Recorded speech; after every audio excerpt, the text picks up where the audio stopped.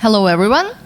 First of all, I'd like to thank Mixer for having us here, and thank you all the previous panelists from previous discussion, because you talk a lot about topic we would like to discuss right now, so you made our work easier. And to start this conversation, I'd like to firstly dive in your work. What do you do about covering Ukraine? What type of situation or part of the world do you mostly cover in your media or in your organization? And to your mind, what was the most successful story, successful in mean of readings or viewings, from these 9 months of full-scale war? Who'd like to start? Anyone? Well, I can start, I guess. Okay, thank you, Nicolas. So, I'm an editor at the political desk of Süddeutsche Zeitung, and so I'm editing. I'm not going to the trenches. We have people that do that. They are very experienced with reporting from the front line. They've been to Iraq and Afghanistan and all other kinds of places with war going on there. We don't do the one thing on Ukraine, obviously. We do all kinds of journalistic forms, like reportage from the front line. We do news, we do analysis, we do podcasts, we do all what we can. What was the most successful story? So this would be, I mean, I could probably look it up, not right now, but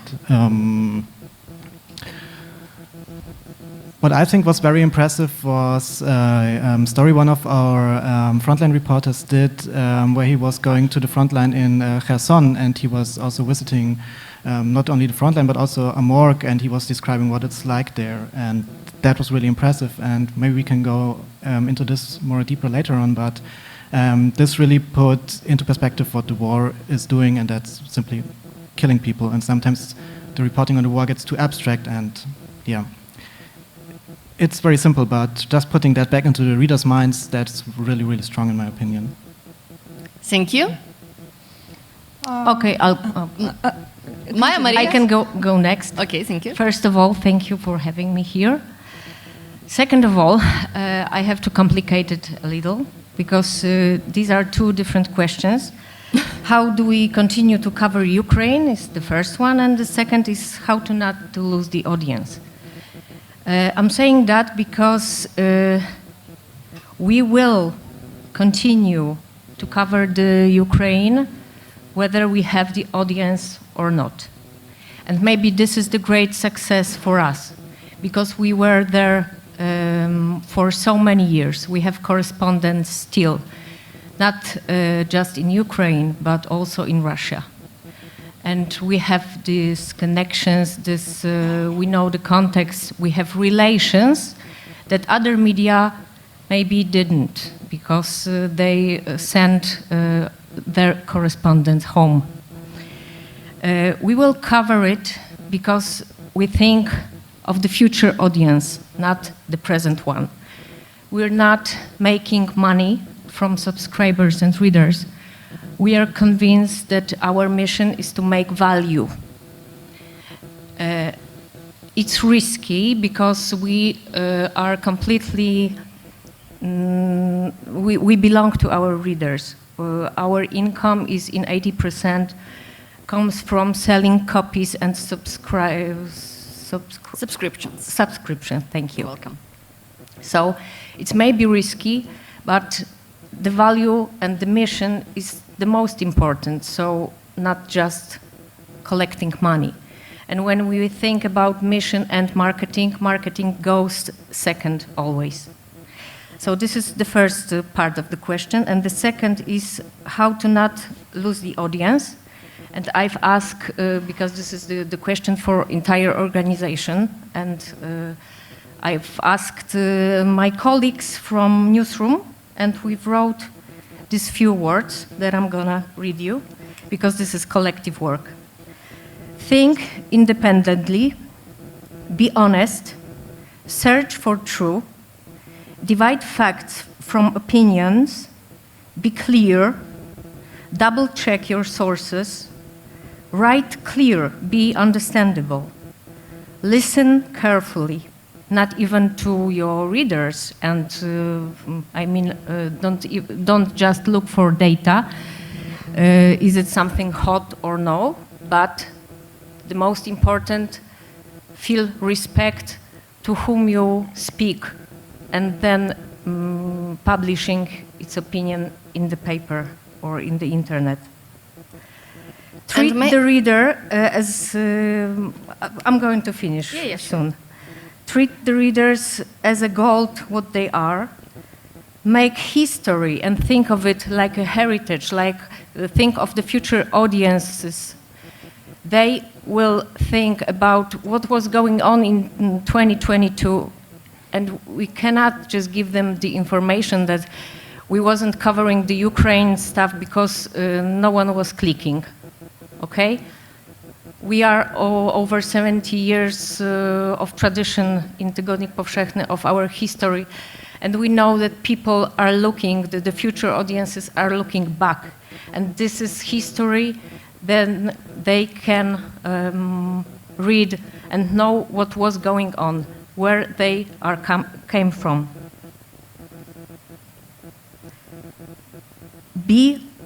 And last but not least, be what you stand for. And this is maybe the most difficult one, because we are, as an organization, we are helping still in Ukrainian, like we are providing help. Our readers and members of our organization is sending stuff and money to Ukrainian people, and it may look like we don't have the distance which we should have as journalists. Thank you, and maybe you can name your favorite or, to your mind, most successful story. You put it through this 9 months of full-scale war that recall all these principles you told us previously. Paweł Pieniążek was here, our correspondent. He was covering all the February. He was in Kiev. It was huge. It has had huge reach in the internet, and maybe a little less in printed copies because everyone was constantly in the internet. And he's still covering it on the front line. So having him is our huge success, I think. Thank you very much. Maria? Thank you for opportunity. To be honest, it's my first English conversation, and a little bit nervous about it, but I will try. So it's not about success story for me, but... Could you please be a little bit closer to the mic? Yeah, of course. Thank you. But I believe that Ukrainian journalists now cannot be above on process, because we not only a journalist now, we also citizens, Ukrainian citizens, and you know it's difficult to be about standard of journalist because I remember how we started to work when we're beginning. It was in bar basement. And my colleagues, I proud my colleagues, I proud Oksana Kovalenko, who writes about criminal court and tribunal, and proud. I don't have success stories during the war, but for example, our editor-in-chief Yevgen Spirin. It's a difficult story because he used to work in morgue before he started to work as a journalist, and he helped with exhumation of bodies in Bucha, and its experience of our life during the war, and of course he wrote about it. Yeah, and it's about our life and about our work now. Thank you very much. It seems to me from your answers that it was much easier to cover war in Ukraine at the beginning of the war, because stories just popped up, news just popped up. And now you need to somehow hold people, hold your audiences for deliver them those stories. So have you created some tools, some methods, how you can deliver those stories to your audiences? Can I start it? I think now it's not about victim, it's about fighting. And recently we with colleagues thought about your question and thought how we can fix that, because sometimes when people read some difficult stories about horrible Events. About horrible events, they also felt traumatizing. And we started to write short stories about some experiences. For example, about women who made Ukrainian flags during her life in occupation in Kherson, or some volunteer who bought some medical stuff and helped pensioners in Kherson, and also we gave his credit card for continuing this job. And for one day, we for our readers, and for one day, people collect about $100 for him. Yeah, and these stories, I think these stories to make us closest to our readers and inspiring them, because it's not only about victim. Thank you that you noted this moment. It will be my next question to all of us. I have but other experience. Yeah. yes. So, what do you think, Nicolas? I'm a bit surprised that apparently, well, there's this fear that it might be more difficult to write on the war because I have a completely different experience. So it's, for us, I don't really see that. I was surprised in the panel before by these findings in the survey that apparently the interest is fading away by parts of the audience. So from what we see in our numbers at the Süddeutsche Zeitung, I cannot confirm that. Actually, everything related to Ukraine is really, really popular. I just checked the numbers from the last couple of weeks, and we do this survey every week with the top 10 themes, and Ukraine is always second or first since the beginning of the war, and there's no change there. I mean, what I experienced is rather that with some editors, they get a bit more, well, not that eager to do even more on Ukraine, which is interesting. So it's not that they say we don't need that. For example, this week I said to my colleagues, so maybe we should do at least a small thing on what's going on in Bakhmut, whereas there's huge battle there. And they all said, yeah, we should do that, you're right. And no one was doing it for whatever reason, I don't know. So I wrote it yesterday at the airport, very quick from the news agencies and with what I found in OSINT information, and it was the second most read text yesterday. So there's huge interest in this still, and it doesn't have to be a fancy, I don't know, interview or frontline report. You can even do the news, and people want to read that. So I'm really surprised that apparently, well, there's a problem with that in other places, but yeah. That's really cool. Thank you, Maja. If you look on our Instagram, we've released thank you words from troops from Ukraine, from frontline, to our readers. We connected somehow readers to soldiers, and you can build on that other stories. And the story of Ukraine is the history, the fight for freedom is constantly present in our issues on almost every cover this year, and previous when was the first phase in Donbass, maybe not on not so many issues, but still it was always present in our magazine. For example, fresh copy, we have on the cover what we feel about Ukrainian people. It's one of the main topics of this issue. And we have the reportage from hospital on the field of battle. The reportage written by Paweł Pieniążek. So we are just next to the events that interests everyone. Of course, we are reading the data, we are analyzing the data, but still this human story, this connecting our readers, our audiences, without even our presence, just to the very situation on the front line, is something that we can build up. Thank you very much for your answer.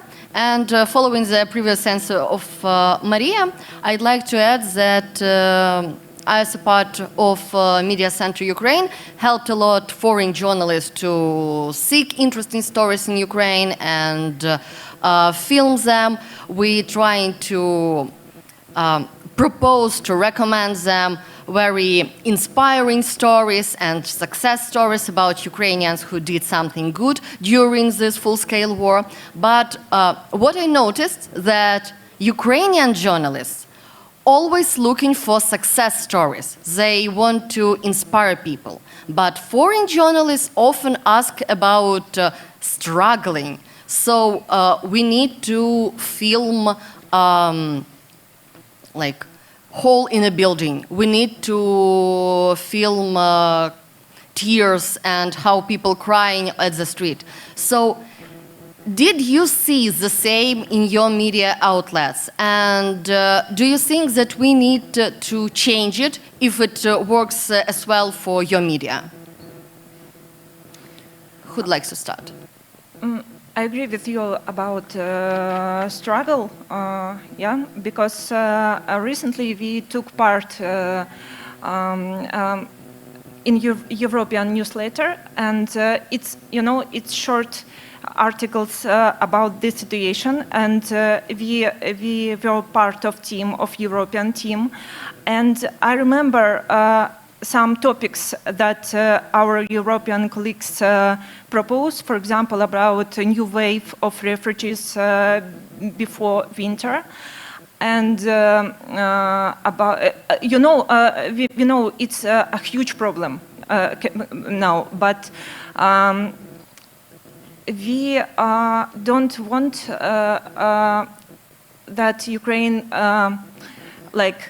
looks like a victim, because it's not about struggle, it's now about struggle and not just about suffering.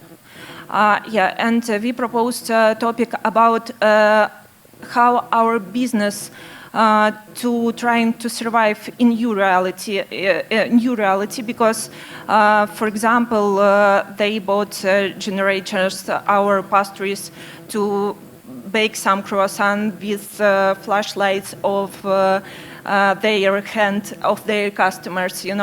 It's they try to survive, and it's about brave and about fighting. It's not about only problem. For example, foreign journalists wrote about Bucha, about horrible stories, but life continue. And few days ago, I had conversation with some woman from Bucha. She has a small business, a small coffee shop in Bucha, and Russian destroyed it. She was in occupation during 10 days. And after that, she went to Europe, and now she returned and rebuilt this coffee shop. And now she has dreams and to continue your business, his business in Bucha. Mm-hmm. And I want to see these stories in European media, for example. So, Nicolas, what do you think? Suffering or success? What should we cover more? I think both, and I think actually that most serious media are doing both. So I don't have a survey or something on. Maybe there's a bias there. I cannot judge that. But just talking from my organization, I think we do both. So I mentioned this visit to the morgue there earlier. And we had another story by one of our reporters, and she talked to a Ukrainian mother that she went to Russia to get her child back, which was taken to Russia, and she succeeded. She came back with her child. And I think we need both because both things happen in the war. That's as simple as that. So, yeah. Thank you. Thank you for your balance in your media. Maja? We have kind of different situation because it's hard to find something positive even in our domestic politics and Polish church.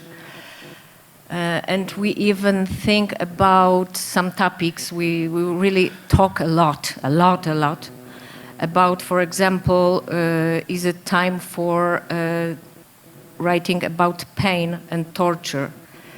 And we've decided that this is not time for now, that our positive story is what we print just. And it's not always like positive and about success. But there are some topics that we are not prepared for now to publish. Because many, as we all know, many really horrible things happened there.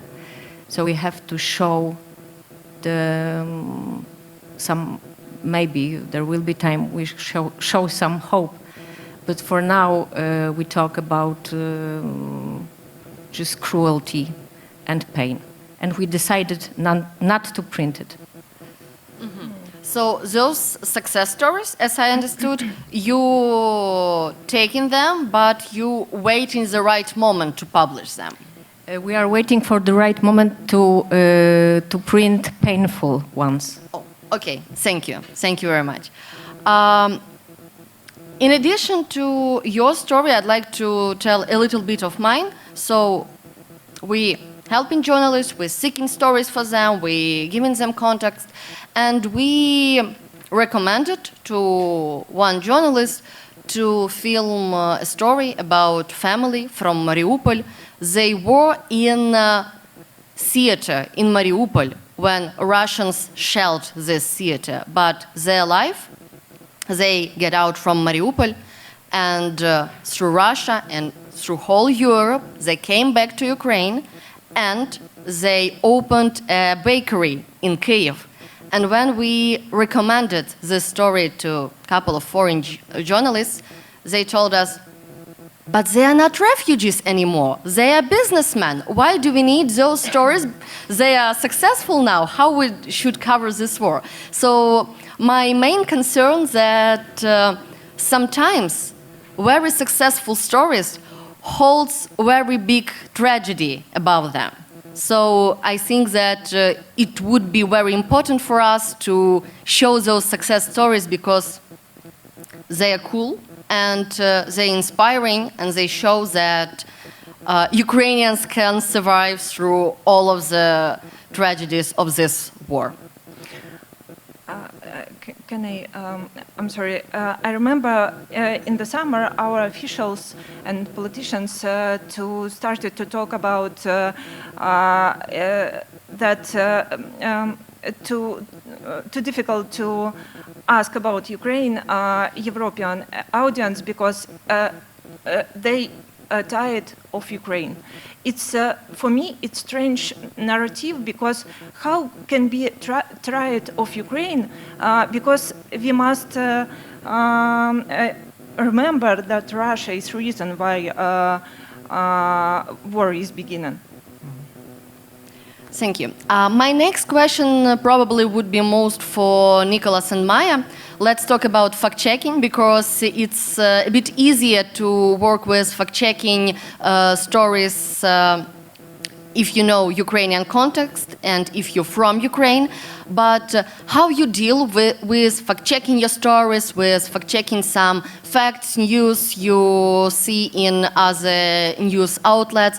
How do you do this? And do you need any help from Ukrainians to do it better? What context do you need for that? Okay, I'm not working at the newsroom. I'm more like from special projects and marketing. But I trust